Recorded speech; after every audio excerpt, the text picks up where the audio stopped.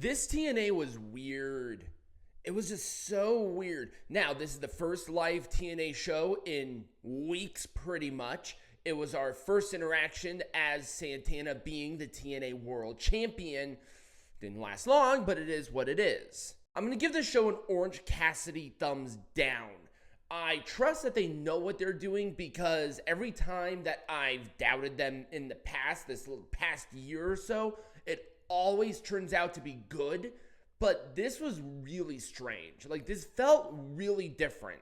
And not in a good way. Speaking of the TNA World Champion, we finally see Mike Santana as the World Champion. Yeah, last week they billed him as the World Champion, and chronologically, yes, he was the TNA World Champion. But in that match, he technically did not win the title yet. So he did not have the title.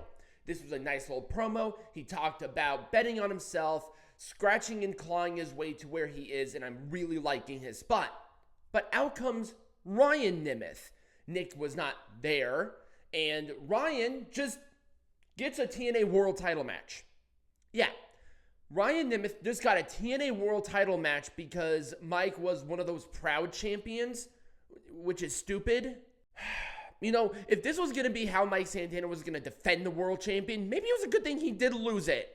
Orange Cassidy thumbs up. It's really good seeing Mike Santana as the World Champion. Well, I think everybody knows how and his journey and really where he got from, and it was really cool to see him in this position.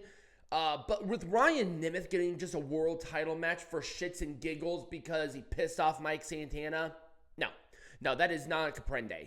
Not at least to me. Indi Hartwell and Dani Luna was a fun little match. The ending, though.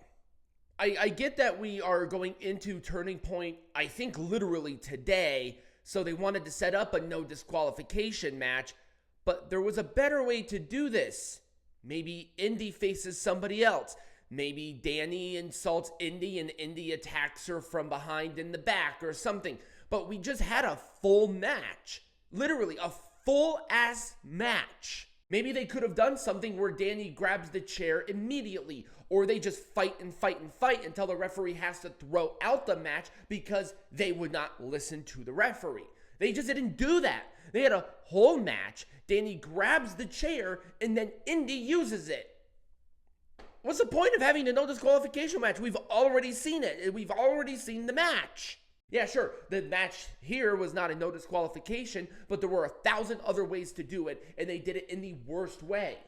At the very least, this is a match that makes sense because Dani attacked Indi to